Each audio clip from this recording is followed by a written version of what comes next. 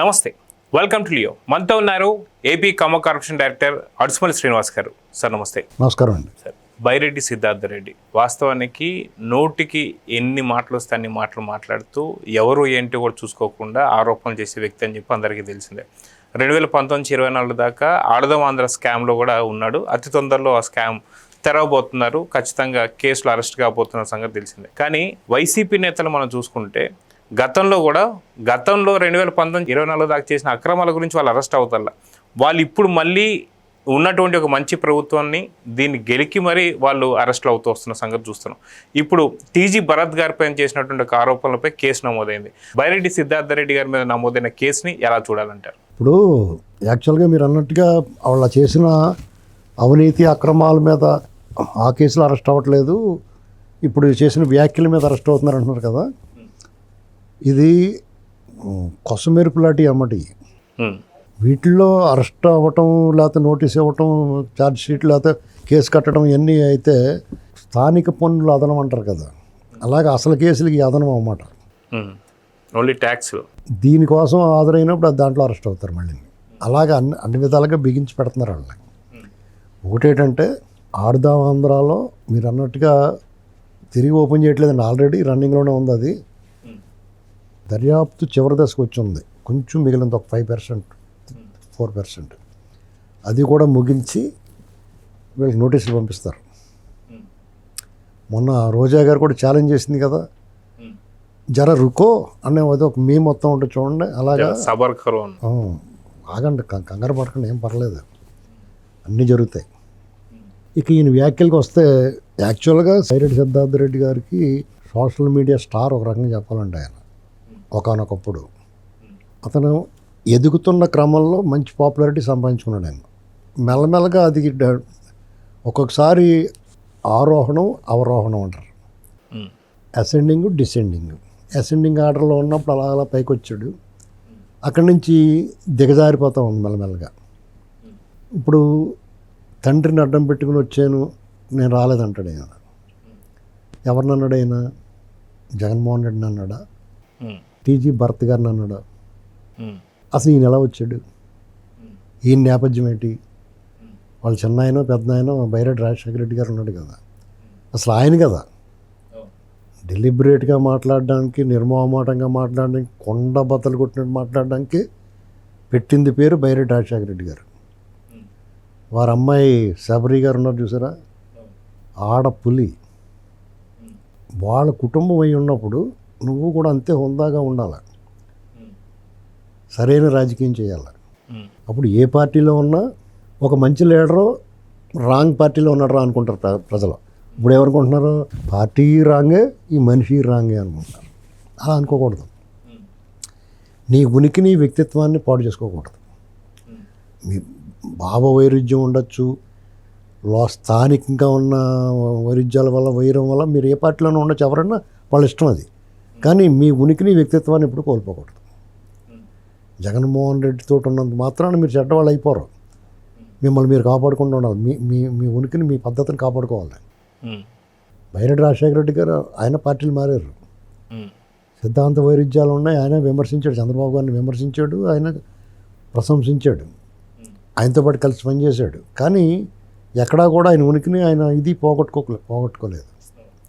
మీరు కూడా అలా ఉండాలి. ఎందుకంటే కుర్రాడు రాజకీయాల్లో ఇటువంటి వాళ్ళు పైకి రావాలి. అతను ఇలాంటి కొంచెం మాట్లాడతాడు, కానీ మరీ అంత ప్రమాదకరమైన వ్యక్తి కాదనుకుంటున్నాను నేను. కానీ ఇలాంటివి చూస్తుంటే ఇతను డేంజర్ మ్యానే. జగన్మోహన్ రెడ్డి అందులో వెళ్ళిపోయిన తర్వాత, అందులో కలిసిన తర్వాత అందరూ కలిసిపోతారు. అందులోనూ మురుగు కాలంలో మంచినీళ్ళు పోసినట్టే అందులోకి వెళ్ళిన తర్వాత అన్ని మురుగు నీళ్ళు అయిపోతాయి. ఇక టీజీ భరత్తో టీజీ వెంకటేష్ గారి గురించి తెలియని వాళ్ళు ఎవరున్నారు?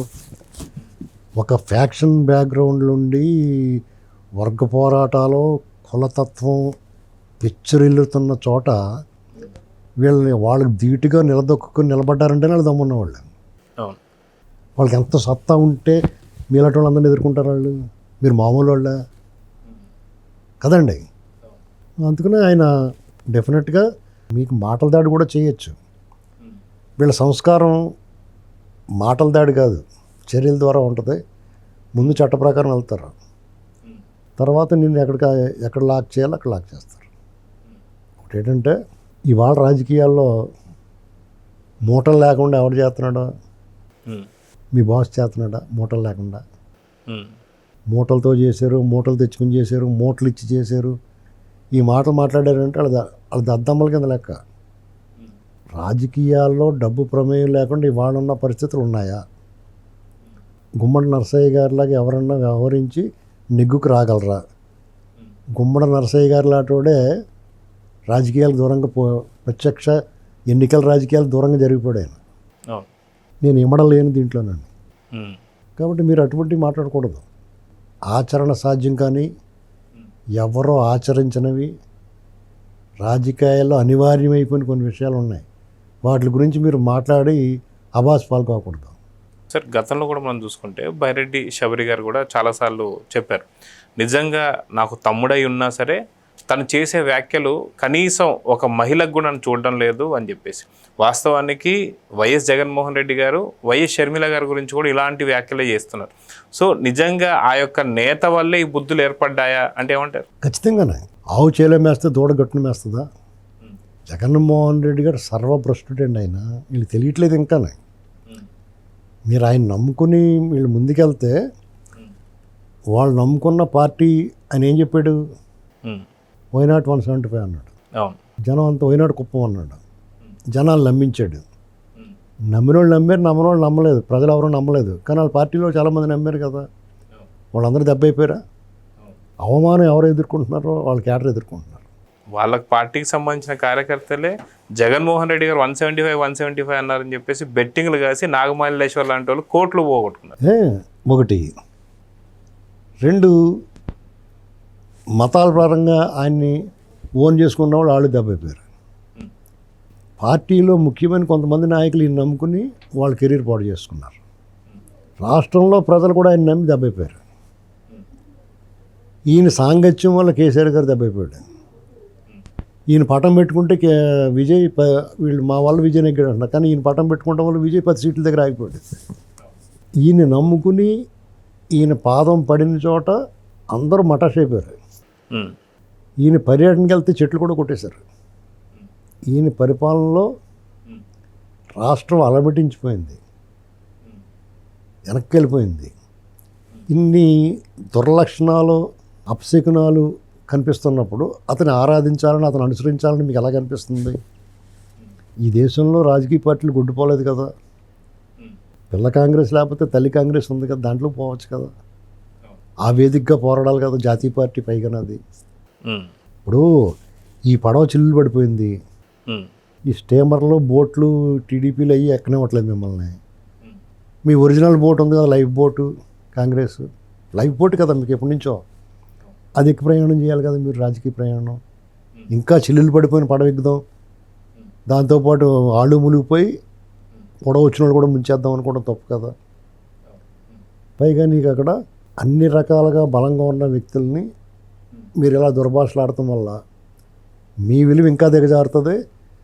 పైపచ్చు ఈ కేసులు, వాళ్ళు మీరు ఏం సాధించగలరు, ఏం పేగలరు? మీ అహంకారము, అధికార దర్పం, ధనం, మదం ఇవన్నీ కూడా ఒక్క క్షణంలో తీసుకట్టయిపోతాయి. మీకు ఈ ప్రభుత్వం వెసులుబాటు ఇచ్చినంతకాలం ఇస్తుంది. తర్వాత కంప్లీట్ లాక్ చేస్తే మీరు ఉక్కిరి బిక్కిరి అయిపోతారు, ఊపిరాడిన పరిస్థితిలోకి వెళ్ళిపోతారు. అది అవసరమా? ఈ తెలివి లేకేనా? చాలామంది జగన్మోహన్ రెడ్డి అధికారంలో ఉన్నప్పుడు కూడా ఉన్నవాళ్ళు, గట్టిగా పనిచేసి గట్టిగా లాగిన వాళ్ళు అందరూ ఎంత సైలెంట్గా ఉన్నారో ఆ మాత్రం జ్ఞానం ఉండద్దా మీకు పిల్లలకి? ఒకసారి చూడండి, జగన్మోహన్ రెడ్డి గారు అధికారంలో ఉన్నప్పుడు ఎవరు ఉండేవారు కూడా, ఎవరు మాట్లాడేవారు గట్టిగా. ఇవాళ ఎందుకు మాట్లాడతలేదు వాళ్ళు? రోజారెడ్డి, సిద్ధార్థ రెడ్డి మాట్లాడుతున్నారు, పేరు నాని, అంబటి రాంబాబు, జోగి రమేష్ వీళ్ళు మాట్లాడుతున్నారు. అదే జిల్లాలకు సంబంధించిన వైసీపీకి చెందిన జగన్మోహన్ రెడ్డి సన్నిహితంగా ఉండి అతను క్వార్టర్లో ఉన్న వాళ్ళు ఎందుకు మాట్లాడతలేదు? మినిమం కామన్ సెన్స్ ఉండద్దా మీకు? మనల్ని బలిపశువులు చేస్తున్నారు, కుంకుమ బొట్లు, పసుపు రాసి కుంకుమ బొట్లు పెడుతున్నారు, మెళ్ళ దండేసి బలిత్తానికి తీసుకెళ్తున్నారని అర్థం అవ్వాలి కదా. మీ భుజాల మీద తుపాకి పెట్టి అతను కాలుస్తున్నాడు కదా. మొదటి తోట మీకే తగులుతుంది, అదే తోట కానీ తిరగబడితే ఇది ఆలోచించుకోవాలి వాళ్ళంతా. సో చూద్దాం సార్, ఖచ్చితంగా బైరెడ్డి సిద్ధార్థ రెడ్డిపై కేసు అయితే నమోదైంది. వాస్తవానికి ఏదైతే వైసీపీ నేతలు చేస్తున్న ఆరోపణలపైన కూటమి నేతలు కూడా కేసులు అయితే పెట్టాలి. మంచి ప్రభుత్వం అని చెప్పి అయితే ఇది చాతగాని ప్రభుత్వం లాగా చూస్తున్నారు. వీటి నుంచి దూరంగా ఉండాలంటే కేసులు అయితే నమోదు చేయాలి. సో చూద్దాం సార్ ఏం జరగబోతుంది. నమస్తే. Please subscribe to Leo News for more videos.